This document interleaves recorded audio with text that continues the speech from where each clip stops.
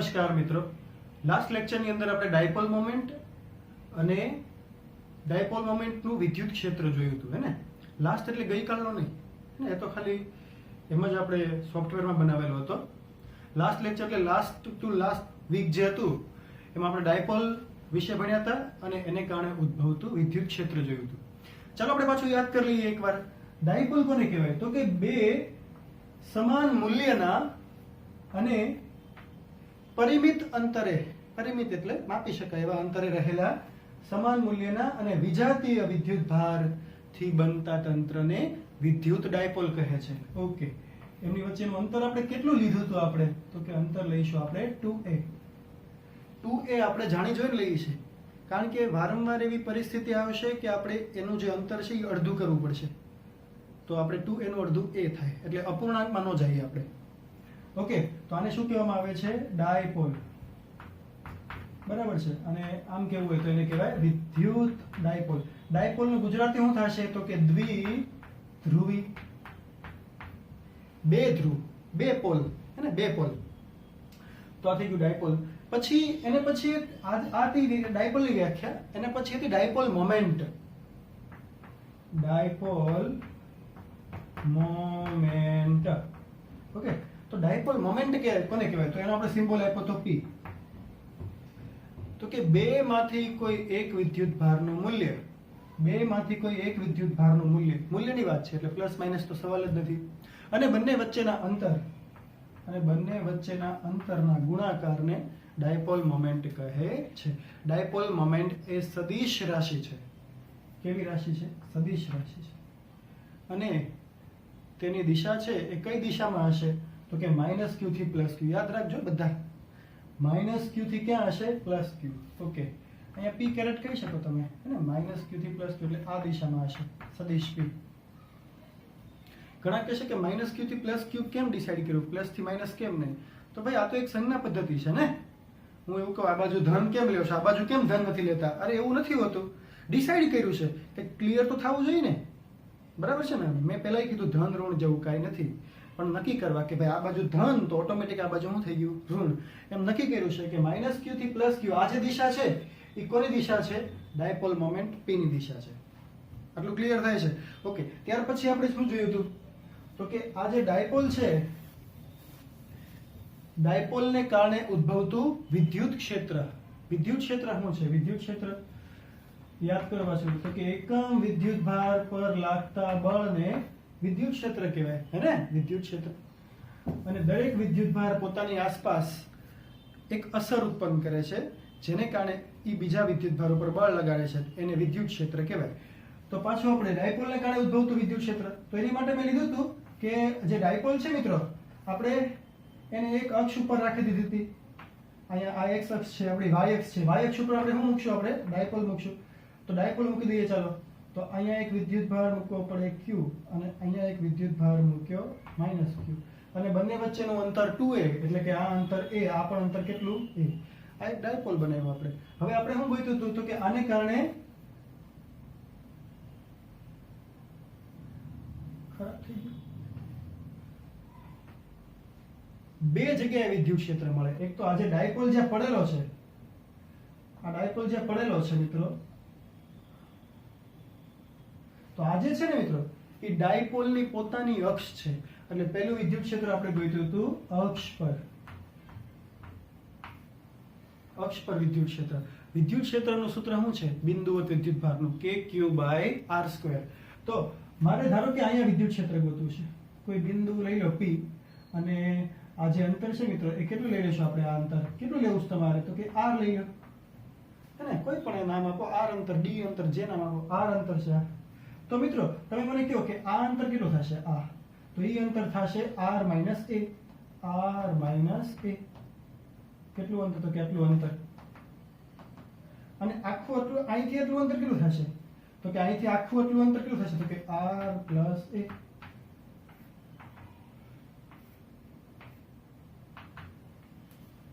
હે ને, આ અંતર છે એ r - a, અને આ જે અંતર છે આ એ કેટલું હશે? તો કે r + a.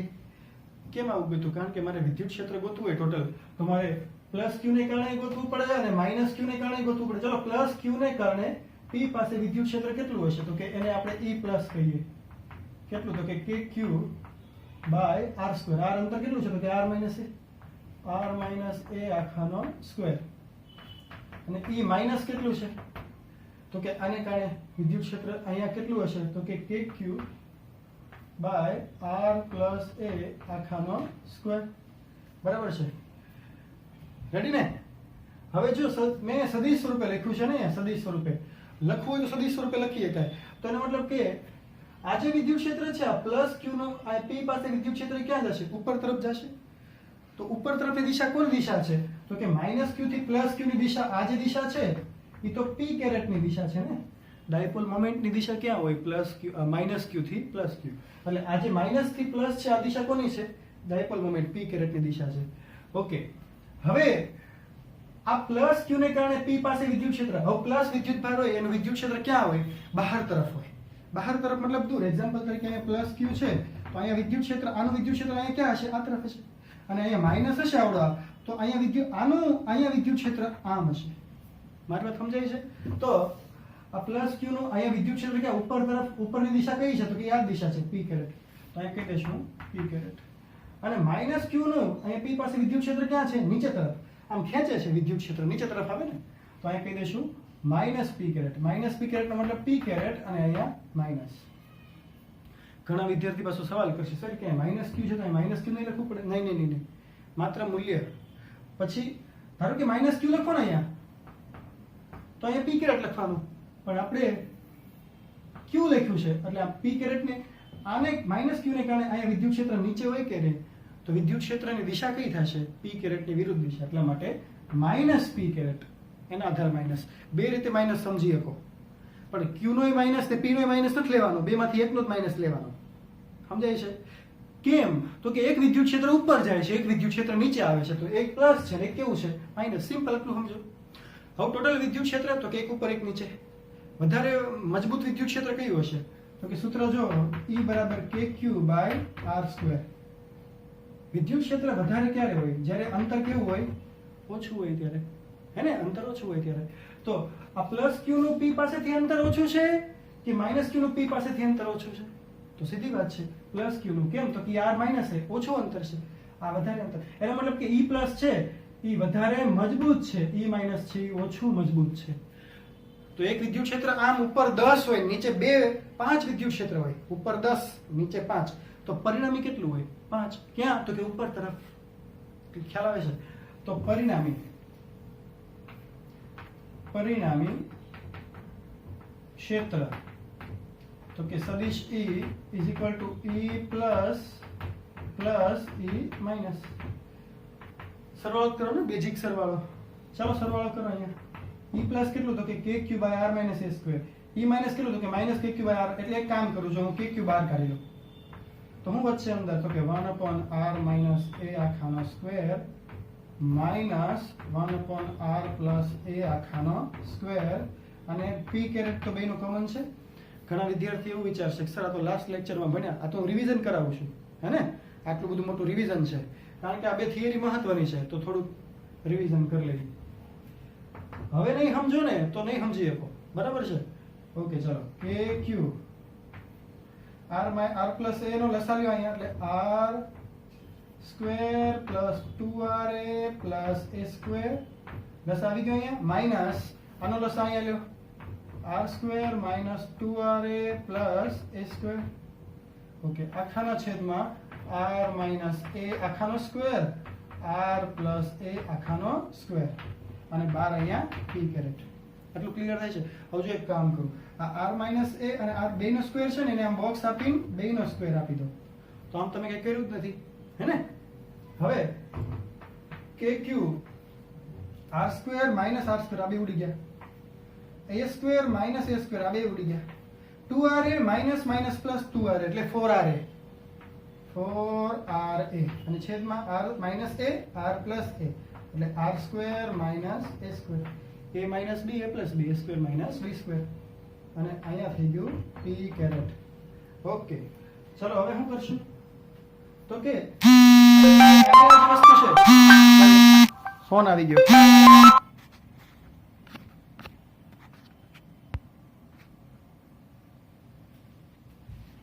તો હવે અહીંયા આગળ જુઓ તો અહીંયા શું કરશું આપણે તો કે 4RA. હવે આ જે છે આની અંદરથી એક ફોર્મેટ બનાવું છું હું તો કે 4 છે એમાંથી 2A into Q અને એક 2 અહીંયા રાખું 2K.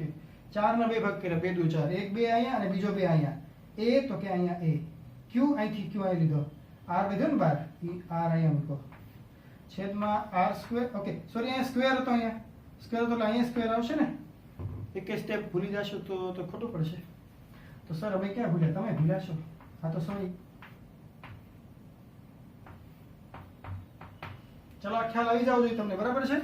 ઓકે ચલો તો આના ઉપરથી આગળ શું આવશે તો કે સદિશ E આપણે વિદ્યુત ક્ષેત્ર ગોતીએ છે ને અહીં લખીશું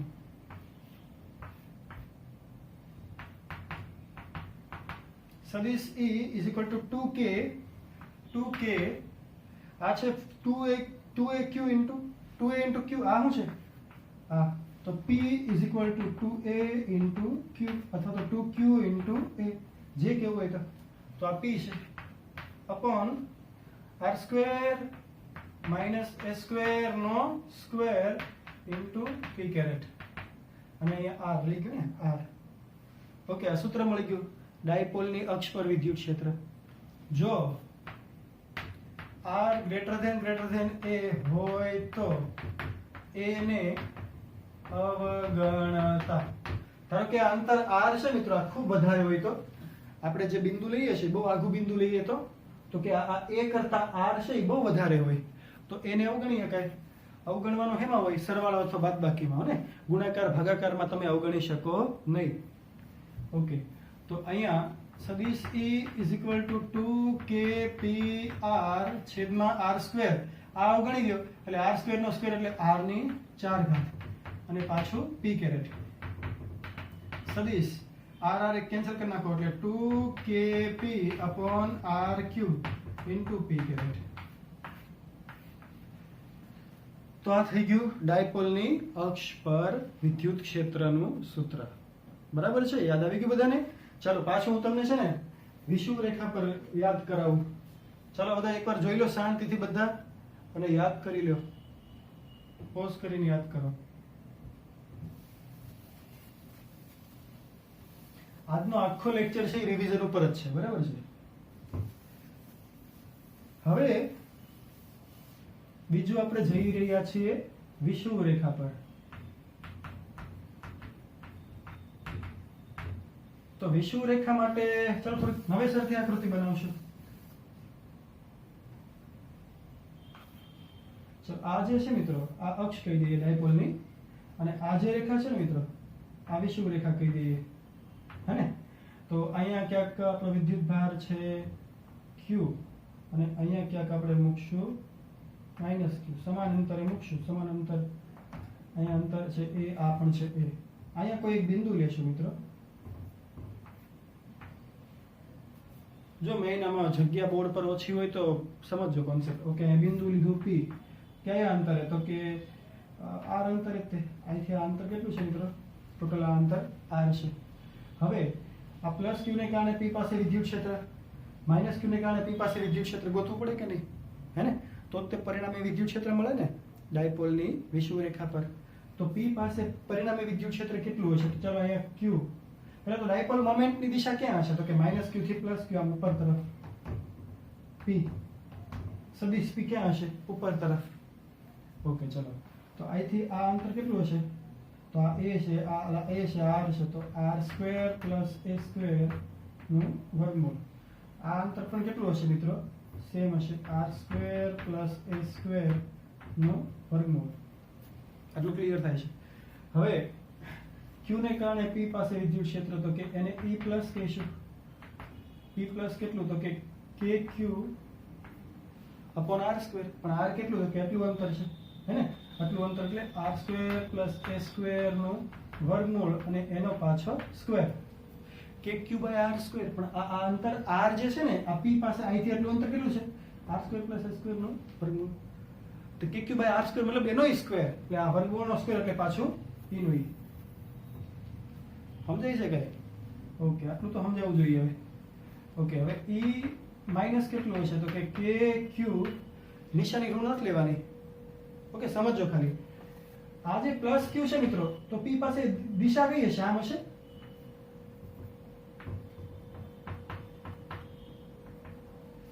ખ્યાલ આવ્યો તમને? દૂર તરફ હશે ને. અને માઇનસ ક્યુ ની પી પાસે દિશા ક્યાં હશે? આમ તરફ હશે. ઈ માઇનસ એક આમ હશે અને અંદર તરફ હશે ને. ક્લિયર થાય છે? ઓકે, ચલો કે Q by R square plus A square નું બેયનું ખાલી મૂલ્ય જ ગોત્યા છે આપણે. હવે આપણે કીધું હતું લાસ્ટ ટાઈમ કે આ ખૂણાને આપણે કેટલો કહી દીધો હતો કે થીટા. આ થીટા હશે તો આ 90, તો આ 90 માઇનસ થીટા. તો જો આ 90 માઇનસ થીટા હશે મિત્રો, તો આ ખૂણો કેટલો હશે? આ ખૂણો આ થીટા હશે તો આ ખૂણો કેટલો હશે? થીટા. ખ્યાલ આવે છે કે નથી ખ્યાલ આવતો? ઓકે, ચલો. તો આ ખૂણો થીટા હશે. કેમ? તો કે આ યુગ્મ કોણ છે. તો જો આ ખૂણો થીટા થશે સમમિતિ ઉપરથી, તો આ ખૂણો કેટલો હશે મિત્રો? થીટા. ઓકે, તો આ ખૂણો થીટા હશે તો મિત્રો આ ખૂણો હા, આ થીટા છે તો આ થીટા થશે. જો આખી આકૃતિ સમમિત છે, એનો મતલબ કે આ ઈ પ્લસ નો, આ જે ઈ પ્લસ છે એનો બે ઘટક, એક તો cos અને એક sin. ઈ માઇનસ નો એટલે cos અને sin, એવા બે ઘટક પડશે ને. તો અહીંયા એક ઘટક આવશે ઈ પ્લસ cos થીટા, અને અહીંયા ઘટક આવશે ઈ પ્લસ sin થીટા. એવી જ રીતે ઈ માઇનસ છે, અહીંયા જો ઈ માઇનસ છે એનો એક ઘટક નીચે આવશે ને, ઈ માઇનસ cos થીટા, અને આ બાજુ આવશે કયો હશે? ઈ માઇનસ sin થીટા. રેડી છે? પણ જો ઈ પ્લસ ને ઈ માઇનસ આમ જો તો હરખા જ છે, બેના મૂલ્યો તો કેવા છે? હરખા જ છે. એટલે E plus is equal to E minus, બે સરખા જ છે. તો ઈ પ્લસ નો સાઇન કયો કે ઈ માઇનસ નો સાઇન કયો, બે કેવા હોય? સરખા હોય. એટલે સાઇન ઘટકો એકબીજા ને નાબૂદ કરશે. આ બહુ મહત્વનું સમજો તમારે. સાઇન ઘટક એકબીજાને નાબૂદ કરશે. તો પરિણામે વિદ્યુત ક્ષેત્ર કોસ ઘટકના સરવાળા જેટલું હશે. તો પરિણામે ક્ષેત્ર કોસ ઘટકના સરવાળા જેટલું, તો કે ઈ સદિશ is equal to E plus cos theta વત્તા ઈ માઇનસ કોસ થીટા. આ બેયના સરવાળા જેટલું ને, બેયનું નીચે જ છે ને. યસ. દિશા કઈ હશે વિદ્યુત ક્ષેત્રની? તો કે જો માઇનસ ક્યુ થી પ્લસ ક્યુ ડાયપોલ મોમેન્ટની દિશા ઉપર તરફ હોય ને, તો પણ વિદ્યુત ક્ષેત્રની દિશા ક્યાં છે? ડાયપોલ મોમેન્ટની દિશાની વિરુદ્ધ દિશામાં. એટલા માટે અહીંયા આવશે માઇનસ પી કેરેટ. લાસ્ટ લેક્ચરમાં નો ખ્યાલ આવ્યો તો પાછું જોઈ લો. ઓકે, મેં કદાચ ન કીધું હોય તો જો પાછું કહી દઉં છું. પી કેરેટની દિશા ઉપર તરફ છે, આ બેયના વિદ્યુત ક્ષેત્રની દિશા નીચે છે, મતલબ પી ની વિરુદ્ધ છે. માઇનસ પી કેરેટ. ઓકે, ચલો મત કોમન કાઢ લો. તો કે ઈ પ્લસ વત્તા ઈ માઇનસ કોસ થીટા ઇન્ટુ, અહીંયા માઇનસ લઈ લો આગળ, પી કેરેટ. હવે જો જરાક આકૃતિમાં જો, તો કે આ આકૃતિ જે છે ને, આવડી આકૃતિમાં કોસ થીટા કેટલા જો? તો કે કોસ થીટા આવડો પાસેની બાજુ એ છેદમાં કર્ણ R square plus A square નું વર્ગમૂળ, હે ને? પાસેની બાજુ છેદમાં કર્ણ. ઓકે, અને ઈ પ્લસ કેટલો છે? તો કે કે Q by R square plus A square. તો કે Q by R square plus A square. Plus E minus કેટલો છે? પ્લસ ઈ માઇનસ, તો કે એટલો જ છે, કે Q by R square plus A square. તો એમ કરી નાખું પ્લસ કરવા કરતા બે વખત. રેડી? આ બેનો સરવાળો માઇનસ માઇનસ, ઈ પ્લસ આવડું આ, ઈ માઇનસ આવડું આ, બે હરખું જ છે તો બે વખત આવડું આ. કોસ થીટો કેટલો છે? તો કે a ના છેદમાં R square plus A square નો વર્ગ 1/2 into p caret. Ready? Okay, minus 2a into q, k આગળ રાખીએ, k અપોન આની એક ઘાત, R square plus A square ની એક ઘાત, ને અહીં અડધી ઘાત, એટલે R square plus A square ની દોઢ ઘાત, એટલે કે 3/2 ઘાત ઇન્ટુ p કેરેટ. આ શું છે? આ ડાયપોલ મોમેન્ટ p છે, કારણ કે સદિશ p is equal to 2a into q into p caret, હે ને? તો આ છે p એટલે માઇનસ k p, અહીં જગ્યાએ p મૂક્યું મેં, છેદમાં r square plus a square નું 3/2 ઇન્ટુ p કેરેટ. આ વિદ્યુત ક્ષેત્ર બરાબર આવી રહ્યું છે બધું, હે ને? હવે જો r ગ્રેટર ધેન a તો a ને અવગણતા. આ અંતર r છે મિત્રો, આની બદલે ઠેઠ અહીં લીધું હોય, અહીં લીધું હોય તો અંતર r ઘણું વધારે થાય, તો આપણે a ને અવગણી દો. તો એને અવગણશું ક્યાં? અહીંયા. તો સૂત્ર શું થશે? તો કે સદિશ e is equal two minus kp upon r3. કેવી રીતે સ્વરૂપ વિચારજો, બરાબર છે? અહીંયા અવગણી ગયા a, એટલે અહીંયા 0 મૂકી દેજો. અહીંયા 0 મૂકી દેશો એટલે r સ્ક્વેર અને એની 3/2 ઘાત, તો 2 ઘાત ઉડી ગઈ એટલે r ની 3 ઘાત, હે ને? થોડુંક ગણિત વાપરવાનું છે. અહીંયા શું મૂકવાનું છે? 0, એટલે આન્સર આવે. તો આ આન્સર છે, બરાબર છે? આ ક્યાં છે? વિષુવ રેખા ઉપર, ડાયપોલની વિષુવ રેખા પર વિદ્યુત ક્ષેત્ર. ઓકે મિત્રો, તો આજનો લેક્ચર માત્ર રિવિઝન માટે હતો. નેક્સ્ટ લેક્ચરમાં પાછા જોઈએ, આગળ એકાદી થિયરી ભણશું, બરાબર છે? ત્યાં સુધી વાંચતા રહેજો.